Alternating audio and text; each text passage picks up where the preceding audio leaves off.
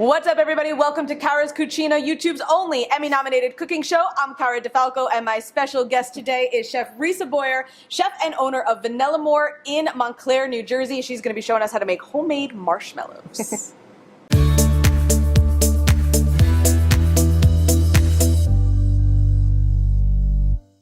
Chef Risa, thank you so much for joining me today. Really appreciate it. We have invaded her restaurant on her day off. She's even letting us come hang out. Absolutely. So, marshmallows, homemade marshmallows. Yes. Which I feel like is something that everybody loves, especially in the wintertime. Yes. But maybe it's a little nervous to tackle. It can be a little bit intimidating, but it's really very, very simple to put together. Okay, so we have a pot going already. Tell me what's in here. Yes, so there is water and sugar and corn syrup that we are cooking to a stage that is 240 degrees. So basically it is going to allow us to whip it up and create nice fluffy marshmallows. Nice fluffy marshmallows. So you're using a candy thermometer. Is there a way to get away with this without that, or this is something you really need something recommend? that can go up to a pretty high temperature. That's the only thing, because we are going up to 240, which isn't very, very high. When you're making caramel, you're going much higher, over 300. Okay. But you want to make sure that you have a thermometer that can handle that. This is just a regular, meat oven thermometer. It goes up to, I think, 400 or 500 degrees. Okay, so something easy people can find. So we're just gonna let this cook until we get it to temperature. And then I just want to talk a little bit about, because we've mentioned this. I'm not gonna be able to pull this out of here. Go ahead. It goes up. The home one spin. It's a big one. So one of our other ingredients is gelatin, and we just have to talk about this. People can find this, again, at the grocery store. Baking section, comes as a powder. We do want to mention, marshmallows are neither vegan nor vegetarian because gelatin is animal fat. So that's pretty much how that works. So I don't know if there's a way to make them vegan, but this will go with the classic not with way. the right texture. Yeah, we're gonna go with the classic route. So when you get this, then what do we have to do with this? So you basically have to bloom it. You're activating it. It's a dried product. So we're just going to pour a little bit of water over it, and we're gonna let it set up, and you'll see it kind of becomes a jelly. Okay, cool. Yeah. All right, our sugar is boiling, it's doing its thing, but you haven't touched this yet. Correct. You do not want to disturb sugar when you're cooking it. Okay. If you do, you will crystallize it, which basically is like sort of making accidental rock candy. Oh, okay. So you can stir it before it boils to make sure that the water and the sugar and the corn syrup are all mixed together really well, but you don't want to touch it once you are at that point. You're just going to let it sit and do its thing. Okay. Okay, our mixture hit 240. Yes. What do we do next? So now we're gonna basically just let the bubbles settle just a little bit, just so that you are being safe, because the sugar is very, very hot. Okay. And we want to turn our mixer on just to break up the gelatin just a little bit, so that when we pour the sugar in, it incorporates really nicely into the gelatin. Okay, so you want me just to put this on we low? just have to lift up the bowl first. Lift up the bowl first? With the handle on the other side. Oh, jeez. We're in a bad position for this. There you go. And then just about medium speed. Good? Yes. Two shorties can't reach. I know. So now when you pour the sugar into the gelatin mixture, you want to pour it slowly so that it doesn't splash. Okay. But not too slowly, because you want it to really incorporate, and the air is really what we want to achieve. We want them to really whip up really nicely. So we're going to go just one up from that, and then I'm going to pour this in. Okay. Just watch your face. Yep. You want to go in between the edge of the bowl and the whisk, so that it doesn't slide down the side of the bowl, but it also doesn't throw it everywhere. And pour pretty quickly. And then once that's all in, you can slowly increase the speed. The faster you whip, the more fluffy the end result will be. Okay. Ooh, smell it now.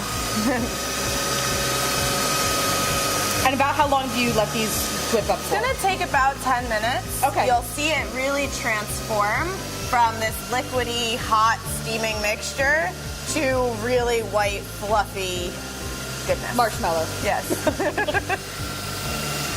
Okay, we have what looks to me like fluff at this point. Exactly. But we're gonna flavor this, right? Yes, so our go-to flavoring is vanilla. Of course. So we use a really special flavoring. It's vanilla bean paste, not just vanilla extract.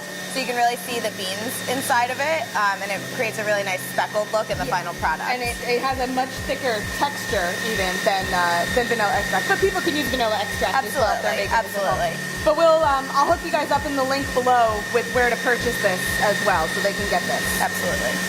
Okay, so it's going in? Going in. Okay. You might need to use a spoon. Might use a spoon? All right.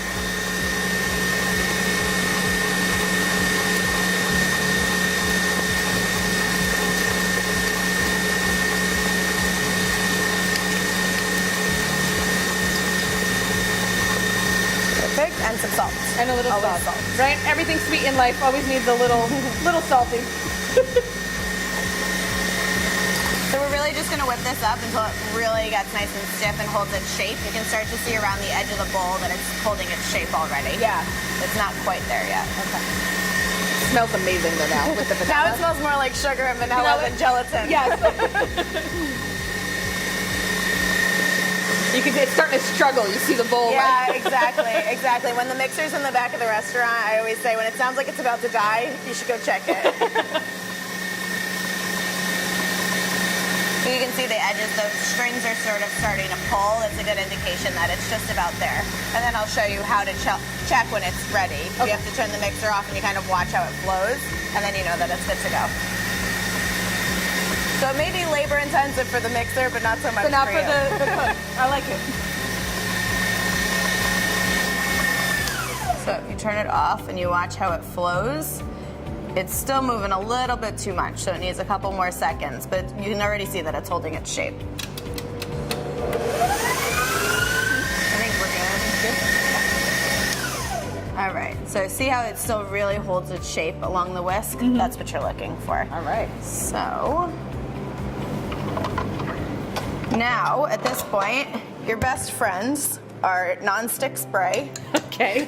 And what we call mallow dust, which is a combination of confectioner sugar and cornstarch. So we've sprayed our pan with nonstick spray, dusted it, okay. And then every tool that we use is covered in nonstick spray. It's also completely covered. Exactly. And this is just a regular cake pan. Yep. A rectangular cake Absolutely. pan. Cool. So we're just going to scrape this all out. And as you're pouring, you want to try to get it across the whole pan.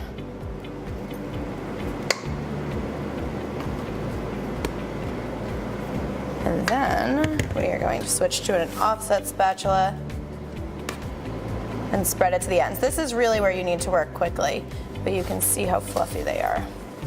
And then you have to just submit to when they look good enough. It's one of those things that's kind of perfect in its imperfections. Exactly, exactly. And then you want to dust a little bit more confectioner sugar and cornstarch over the top so that when you take them out to cut them, they don't stick to everything. Gotcha. And then where do these need to be refrigerated or set on the countertop? Room temperature overnight. Room the temperature? gelatin needs to set up for 24 hours, and then you can cut them. Very nice. All right, so we're going to set this aside, and we got a tray ready to roll for you guys. Yes. Okay, so Risa Yes. prepared some marshmallows for us. These ones are pink. Yes, They're so pretty. Yes, absolutely. So you can flavor them with any extracts instead of vanilla. These are peppermint. You can dye them any color you want. You can basically you're just gonna put some gel food coloring and a couple of dots on top, and then just take a spatula and swirl it in before you put the dust on top. And then we cut all of our marshmallows into 1-inch squares. I'm constantly covered in mallow dust.